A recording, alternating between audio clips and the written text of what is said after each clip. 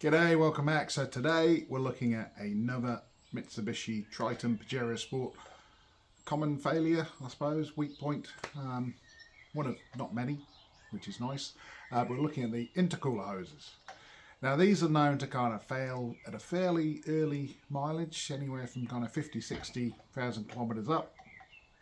My vehicle's done 88,000 kilometers. It's a 2022 Pajero Sport. My pipes haven't failed, as far as I know, but given the cost of trying to buy replacements locally, which is just a bit silly, and the fact I've just been to Australia, I managed to pick up a pair really cheap from Western Filters, I thought I'd swap them out with the upgraded hoses, then at least I've got the originals that I can put in the boot in case we have a problem somewhere down the line. So we'll look at the new hoses, we'll look at fitting them, and that's about it really. Hopefully we'll have some flash new pipes on our diesel motor.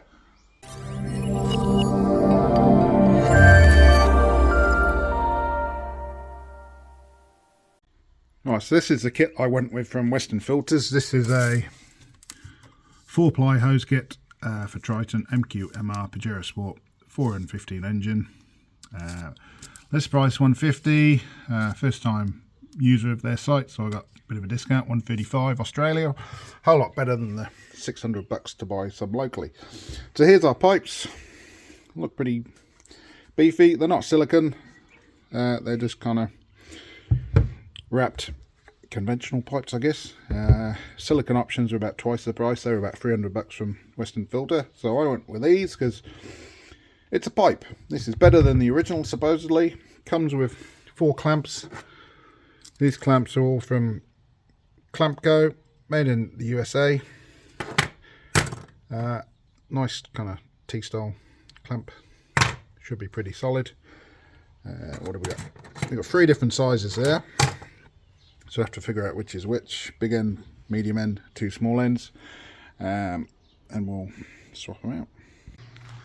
Right, here we are looking at the car. You see we got the one that goes to the throttle body there. It's a bit dusty, we'll give that a clean off. Heads down underneath the power steering reservoir to that side of the intercooler. Over on the turbo side,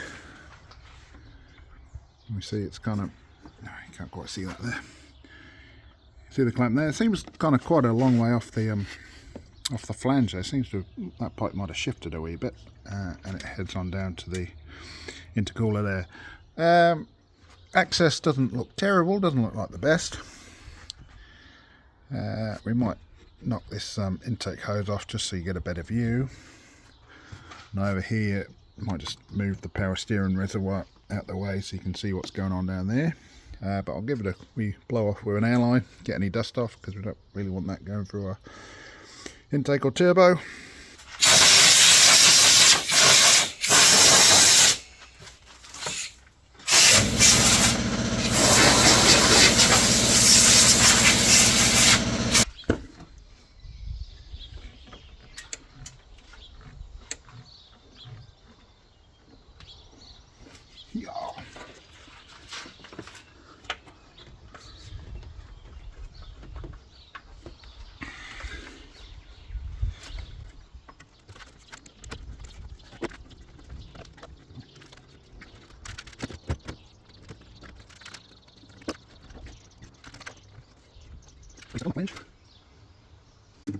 Right, so that hose is pretty well stuck on that flange, and it's quite a long flange.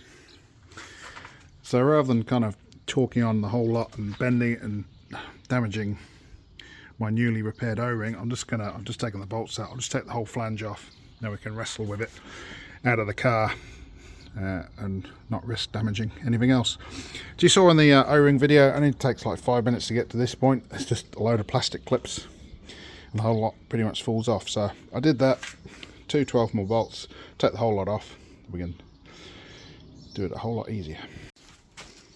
Here it is out of the car. As you see, if you start yanking on this, you're putting a lot of force on those 2 bolts there, and we don't want to deform or damage anything. The pipe's pretty well stuck, so at least we can get a pick and run a pick around the inside. break whatever seals hold this up without damaging the hose, because it'd be nice to have these as a spare pair just in case.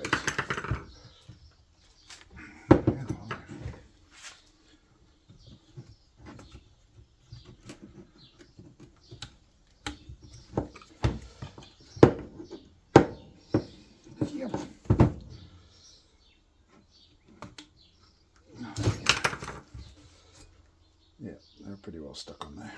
Right, so relieved our flange. We'll give this a good clean up, some brake clean. There's our new O-ring that's still sitting quite nicely. Getting there.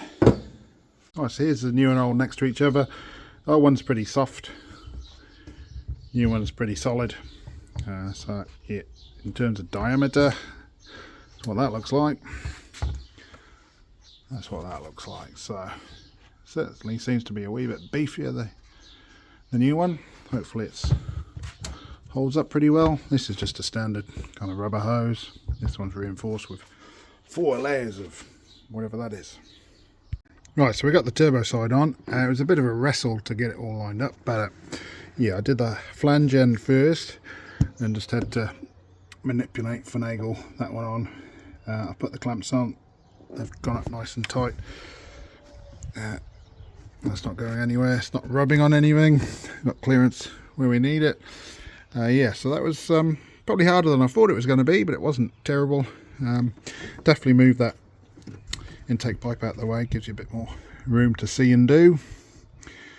And yeah, I'd say it's probably, unless you've had the pipe off recently, it's probably easier to take the flange off, get it, then you can drag it through this hole here, separate it. I'll put the flange back on, wriggle that end of the hose on, wriggle that one on, did the clamps up, and that side is done. I'm just doing the intake side, and clamps undid fine. Comes off the intake really easily, and also came off the intercooler really easily. So this side, a whole lot easier. And here's the old pipe. This is the intercooler end. All the photos I've seen online, they all seem to split somewhere down here. So pipe is quite soft, but there's certainly no signs of, hang on, we turn the light on. Certainly no signs of damage on this pipe, which is nice. But yeah, definitely on the softer side of things, certainly compared to our Hulkasaurus. But yeah, I'm happy to change it. At least I got these as spares if I should ever need them. He definitely does feel soft, but it's got no signs of cracking or tearing or blowing out at this stage. If you need some more access on the driver's side, just take the battery out and you can actually reach and see what you're doing. Because I couldn't quite get the hose on the bottom flange. You probably could if you tried hard enough, but for the sake of a couple of bolts, a couple of nuts, just took it off. So yeah, I'll get it on there, tighten those clamps up, and go from there. The only thing you kind of need to watch for is you do have the power steering pump down here, so you just need to make sure everything's well away from the belt and the pulley so it doesn't rub. But that's the only, I suppose, and the fan too, but again, all pretty, not very likely, but yeah, just be careful, make sure the pipes aren't going to hit anything, and should be good.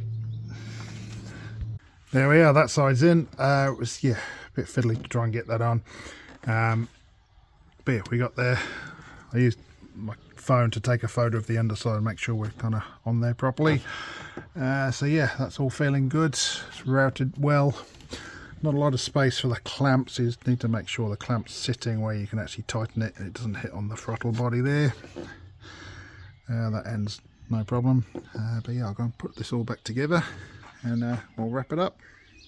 Alright, so I just had to turn this clamp a touch, because when I put the power steering reservoir back in, it was just contacting that hose, so I didn't really want it to vibrate and rub through over time, so I've just kind of realigned that, so there's something to watch out for. I'll put the battery in and give it a test. Alright, so ignore the squeaky belt, that's probably going to be your next video, but yeah, we're up and running. Things are spinning and not hitting. we're looking good.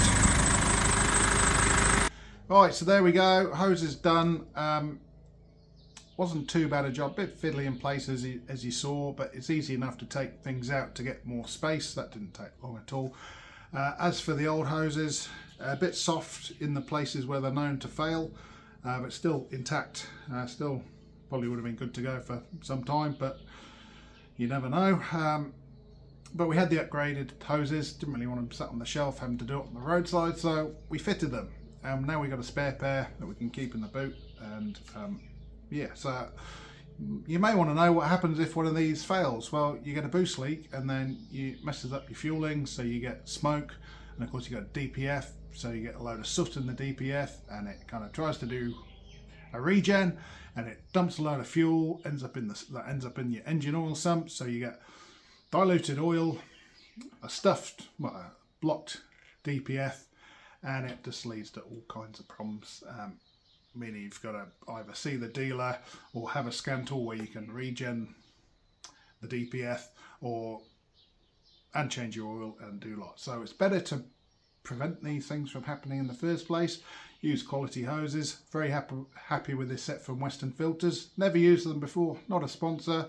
And yeah, there we go. So comment, like, subscribe. We'll see you at the next one, which, as you heard, is probably going to be some squeaky drive belts on the Pajero. Cheers.